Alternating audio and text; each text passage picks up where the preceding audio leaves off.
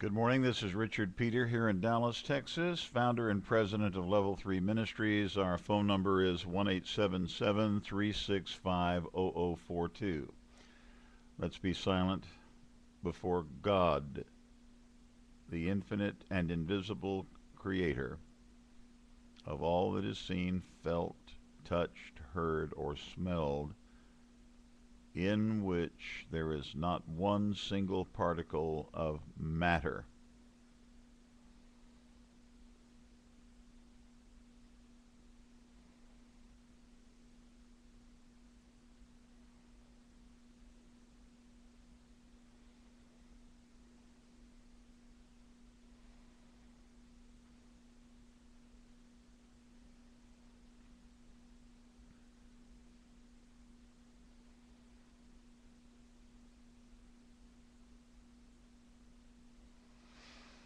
Thank you, Father.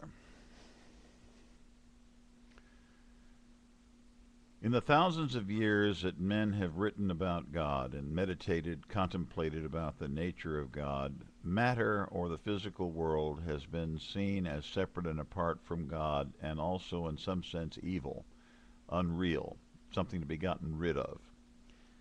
You go back into the history of the church and you look at the flagellants who beat their bodies into submission before Christ, or who actually go through laying on a cross currently today in the Philippines and being crucified in a sense. Well, in a real sense, they use nails, but I'm sure not as harsh or as big as the Roman nails that were used to crucify our Master Jesus Christ. Is this true?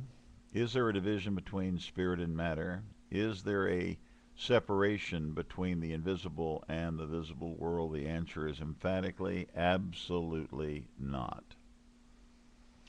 Consciousness is the very nature of God, and in order to be conscious of something, there has to be an object external to you that you can be aware of. Now let's go back to the very beginning of this universe, and remember there are an infinite number of universes. This is just one in which we are living right now. Multiply it by, there are as many universes as there are stars. You can't count all the stars, nor can you count all the grains and the seashores, and yet God can. God has them all numbered. They're infinite within Him, within His invisible and eternal consciousness that we participate and share in, and to the degree that we let our consciousness expand, we can then be filled with all of the wisdom and all of the nature of God when we become completely empty. Now, is there a difference between infinite consciousness and external objects? Again, I come back with the statement emphatically, no. Consciousness has to have an object to be aware of. So let's go back to the very beginning of this infinite universe, this one universe of an infinite number that we're living in, to the very beginning of it before the Big Bang, and let's examine what happened there. We have infinite consciousness, aware of a point, what the scientists or the physicists call a singularity. Is the singularity there? Is this point there of this matter point? Is this matter point there before God, or is this matter point created by God? The answer, truthfully, is that they are simultaneous and eternal. The matter point and the infinite consciousness exist in an eternal dance of love and harmony when not interfered with by human beliefs in good and evil. Now that bears repeating. If you have to play that back 1,000 times, the infinite consciousness and the matter point, the singularity, are co-eternal and coexistent. However, the infinite consciousness is aware, but the infinite matter point is not aware. The infinite matter point, the singularity, moves according to the consciousness of the invisible God. So let me be very clear on this point. Very, very clear on this point.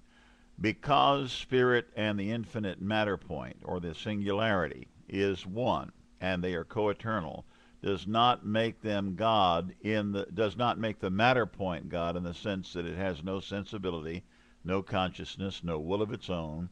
It has no existence apart from that which is provided by the infinite consciousness, that is the eternal aware God, the eternal aware God that is aware of the matter point, the singularity.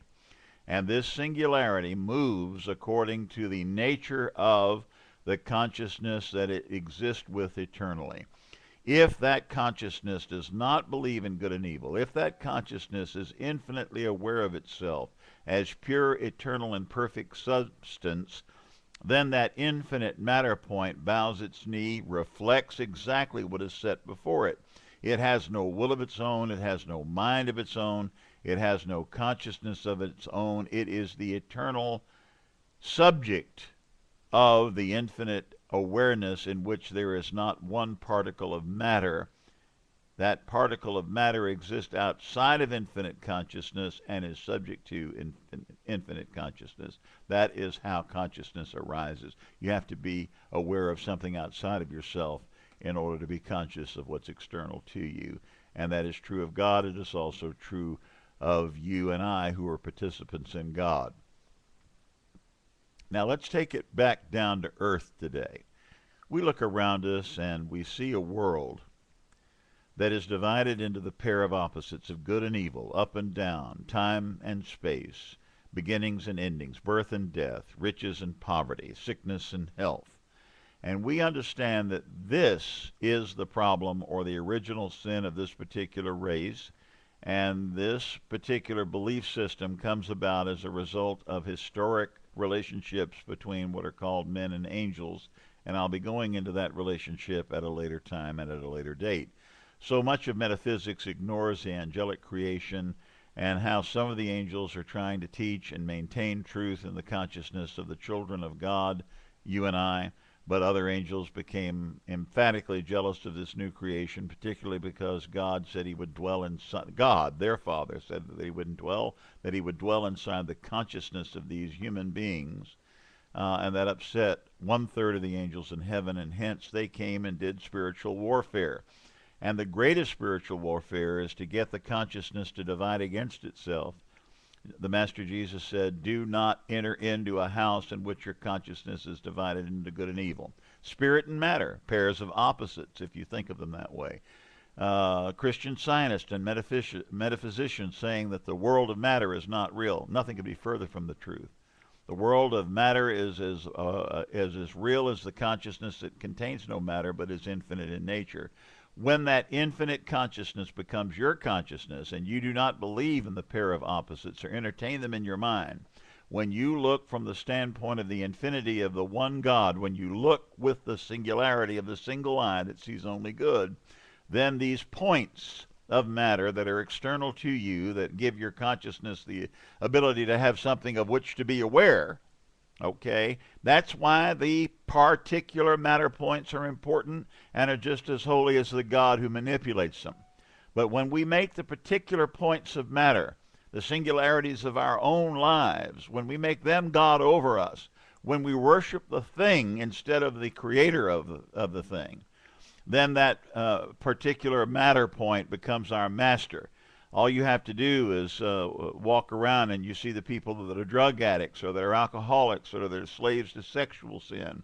They have allowed the matter to become their God. Or the people that are involved in any form of sin, sickness, disease, death, lack, or limitation have let the matter points control the God that is within them rather than the actual truth that the God who is within them, infinite consciousness in which there is no particular form of matter, forms that matter into the perfect harmony that can be seen, touched, felt, and smelled with all the five physical senses, provided, tasted, provided that you don't entertain a belief in good and evil, and that you don't bow your knees to the particulate matter and make the matter points your God rather than the reverse.